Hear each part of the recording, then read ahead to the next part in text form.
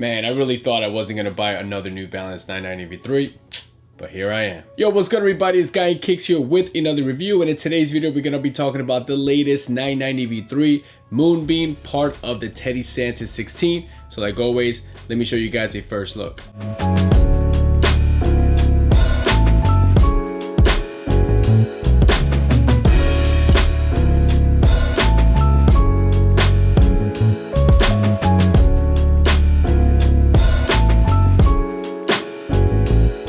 These officially dropped through the New Balance website on June 30th, 2022 for a retail price of $200. I was able to pick them up for retail through DSM. However, I did have to pay for shipping, so I think it came out to about $210, which is still about the same thing. But I'm glad I picked these up because initially I really wasn't gonna go for them, but the more I saw them, the more I looked at them, I was like, man, this is such a clean colorway. Also very different from what I have. So I was like, man, what the heck? Let me just pull the trigger. So these are part of the Teddy Santis 16, and once again, his work with New Balance is just amazing, and it's just more and more New Balances that keep dropping. And this is technically a GR, but man, does it feel like a collaboration, guys. Slap on one of these collaborators, and I'm telling you, this shoe would have gone crazy all over the New Balance world, but this is just a GR, and man, once again, beautiful pair here. So getting into the official colorway here, according to New Balance, the color is Moonbeam with macadamia nut. However, you do see some hits of dark gray and also black throughout the upper midsole and outsole of the shoe. In terms of the materials used here, once again, super top notch here. Again, this is a GR release, and boy are these materials spot on and very premium. As you can see, the upper is constructed of different types of suede. Primarily you do have that hairier suede on the mudguard and also on the heel counter of the shoe, and then throughout the upper layers of the shoe you'll find some shorter suede on that dark gray color on the toe box where you see those layers there, and then around the mid panels and the heel collar of the shoe. On the underlays on these, you do have breathable mesh material that you'll find primarily on the toe box and around the heel collar of the shoe, which is one of the biggest upgrades when you compare a 990 V2 to a 990 V3. The 990 V2 originally did have mesh, of course, but here with the 990 V3, they just updated it and gave it more breathability throughout the upper of the shoe. In terms of the inside of the shoe, you find this metallic textile material on the sock liner, and then the insoles are primarily in that cream color with the New Balance branding on the heel part of the insole. Of course, these do have the classic diamond shaped tongue on a 990 V3. You have some New Balance USA branding there as well. The tongue is in that nice gray color that you'll also find throughout the shoe. These come stock with these cream laces, but they also come with an additional pair of white laces as well. On the toe box, you find these layers on top of the mesh in like this really cool smoky gray color. On the tip of the shoe, you'll find some reflective material in that darker gray color. On the lateral and medial side, both end logos are reflective, and again in that dark gray color as well. All the way to the heel part of the shoe, on top of the heel collar, you'll find some additional reflective material which is perforated, and you'll see the Made in USA printed there as well. Underneath that, you'll find some dark gray nubuck material which is perforated, and then you'll find that New Balance logo in like that emblem type material. The heel counter is in that hairier suede, which is in like a light gray color similar to the toe box, which is in that similar type of material. On the heel counter, you see the 990 branding in the black color. You'll find the plastic heel stabilizer in black, which is going to give the shoe some additional support. You find the New Balance name there as well. One of the best features of the 990 V3 is this midsole.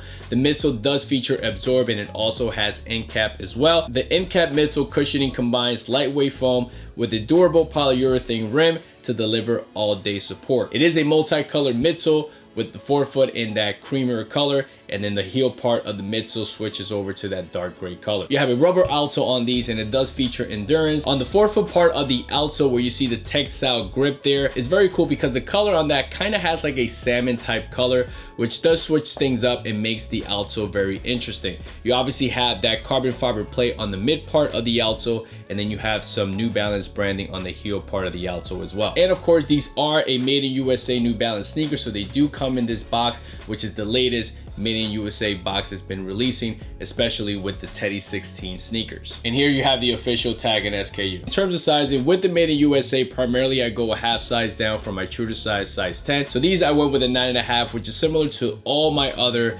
990 V3s that I've gone with. I have had 90 V3s in a size 10, but I just prefer a 9.5. To me, it feels more of a perfect fit. So if you never own a pair of 990 V3s or any Made in USA New Balance sneakers, whatever sneaker brands you primarily wear, I would consider going a half size down from those. In terms of comfort with the 990 V3, it's definitely one of my favorite New Balance sneakers when it comes to comfort. It's definitely neck and neck with like a 992, a 990 V5, 990 V4. It's just right up there with those. You can't go wrong with neither of those. And similar here with the 990 V3s, you'll definitely have all day comfort with these. It's just a great all day comfortable shoe, and man, it's just really spot on when it comes to comfort. So my overall take on these 990 V3s is, once again, New Balance and Teddy Santis did such an amazing job with this colorway. The colorway on these V3s definitely remind me of the New Balance 992 Studio FY7. However, those are primarily like a beige and black color, where here you do have that similar beige in a way, but then instead of black on the uppers, is primarily this dark gray color. But overall, this colorway is still very clean, definitely very wearable.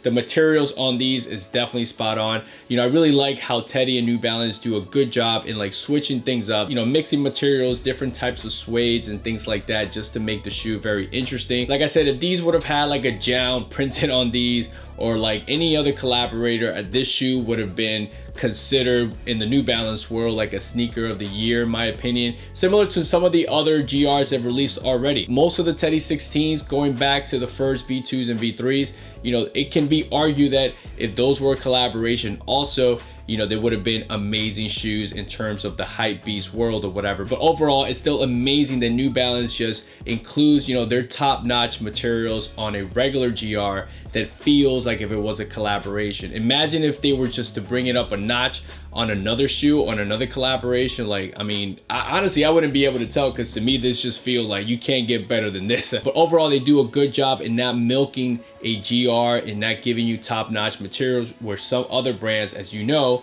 definitely go the cheaper route when it's a GR compared to a collaboration. You know, when it comes to the overall construction of the 990 V3, I feel like the midsole, a lot of times it's just a little bit sloppy. It's not perfect for me, but I'm used to it now, so I ignore it and I move on. But one thing that I did notice on this particular pair, I think it was on the right shoe, there was a little bit of a rip on the mesh on top of the tongue. The good thing is that it's hidden, and once I tie them up, you really can't tell. But I did hear some conversations that with this particular colorway, the construction wasn't spot on. There've been some quality control issues, but at least for me, that was the only problem I had. So it's easily for me to hide, which is something that really doesn't happen with a lot of the made in USA sneakers. I feel like overall, they really do a good job with that, and you know, you really don't find any issues. So with all that being said, let me lace these bad boys on and show you guys how they look on feet.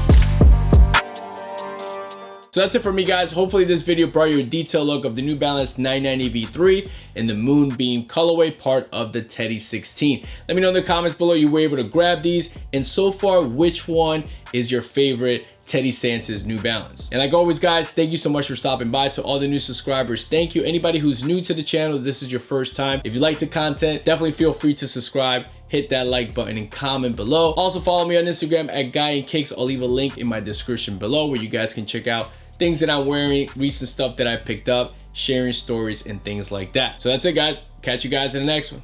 Peace.